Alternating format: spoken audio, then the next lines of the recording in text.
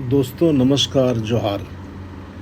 माह अक्टूबर 2024 के पहले सप्ताह में बिहार के मत्स्य संसाधन मंत्री माननीय रेणु देवी, विभाग के प्रधान सचिव श्रीमती एन विजयलक्ष्मी, निदेशक मत्स्य श्री अभिषेक रंजन, वर्ल्ड फिश के मत्स्य विशेषज्ञ डॉक्टर अरुण पडियार और माइक्रो सेव कंसल्टेंट के मत्स्य विशेषज्ञ श्री आदित्य प्रसाद के एक दल का भ्रमण सिंगापुर और मलेशिया होते हुए वियतनाम हुआ, जिसमें पंगास और तिलैपिया मछली के पालन, प्रसंस्करण और निर्यात के संबंध में जानकारी प्राप्त किया गया।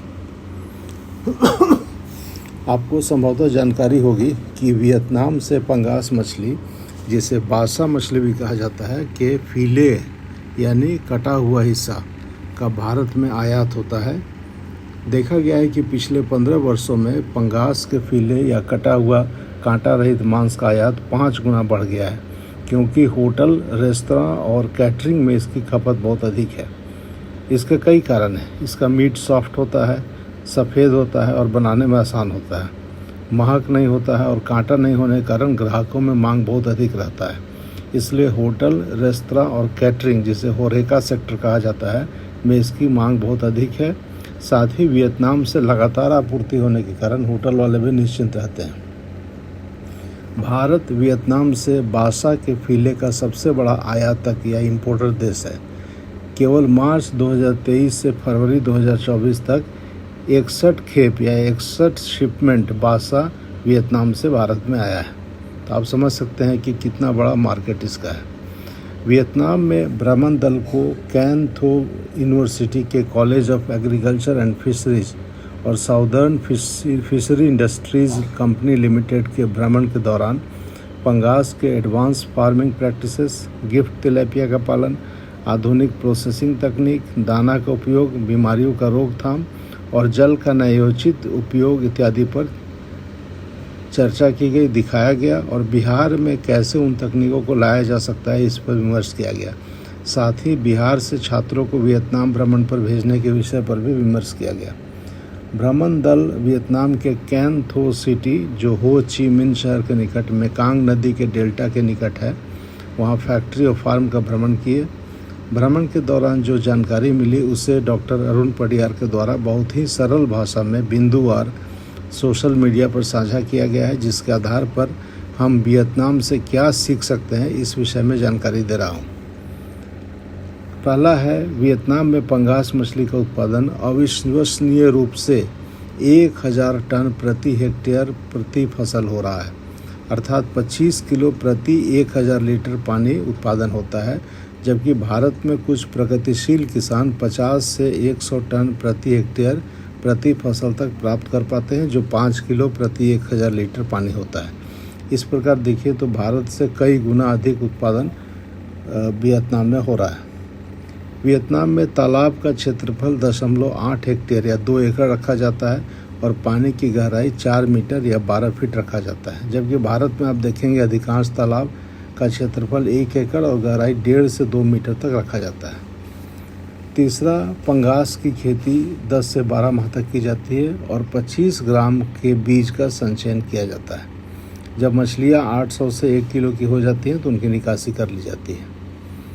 मछली का संचयन का दर 70 से 100 फिंगरलिंग प्रति वर्ग मीटर रखा जाता है। दाना का FCR या फूड कन्वर्सन रेशियो 1:1.6 या 1:1.7 रखा जाता है, अर्थात 1 किलो मछली के उत्पादन के लिए 1600 ग्राम से लेकर 1700 ग्राम तक दाना खिलाया जाता है। दाना फ्लोटिंग पेलेट फीड होता है, जिसका प्रोटीन प्रतिशत 26 से 28% रखा जाता है। तालाब के पानी को मछली के 300 ग्राम तक होने तक प्रत्येक 5 दिनों पर 10% बदल दिया जाता है और मछली के 300 ग्राम से अधिक होने पर प्रतिदिन 10% पानी बदल दिया जाता है। इस प्रकार काफ़ी ध्यान से मछली का पालन किया जाता है।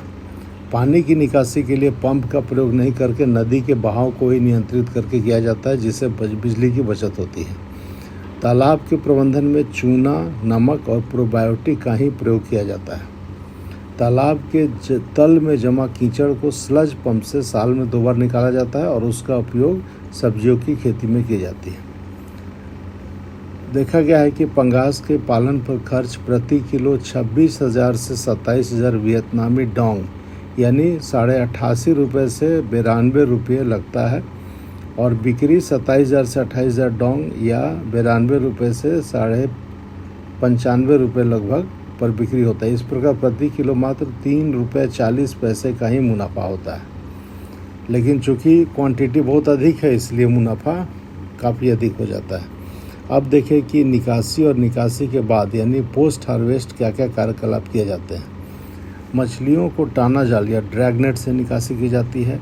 मछलियों को नाव में जीवित अवस्था में निकाली जाती है।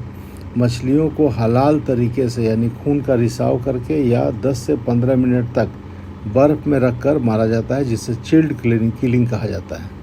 इसके बाद फैक्ट्री में फिलेटिंग के लिए भेज दिया जाता है, जहां प्रत्येक कर्मचारी 10 से 15 सेकंड में एक मछली का फिलेटिंग कर देता है। इस प्रकार एक स्टाफ एक दिन में 1 से 1.5 टन मछली का फिलेटिंग कर देता है।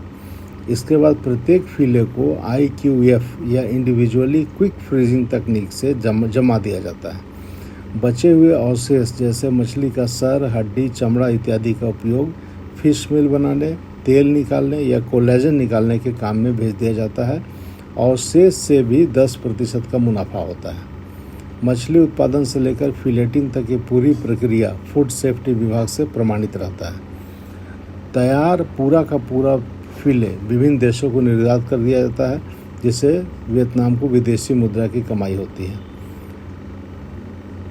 यह भ्रमण माइक्रोसेव कंसल्टिंग, वर्ल्ड फिश, नाका और कैनथ्रो यूनिवर्सिटी के द्वारा आयोजित किया गया और बिल और मेलिंडा गेट्स फाउंडेशन के द्वारा प्रायोजित किया गया।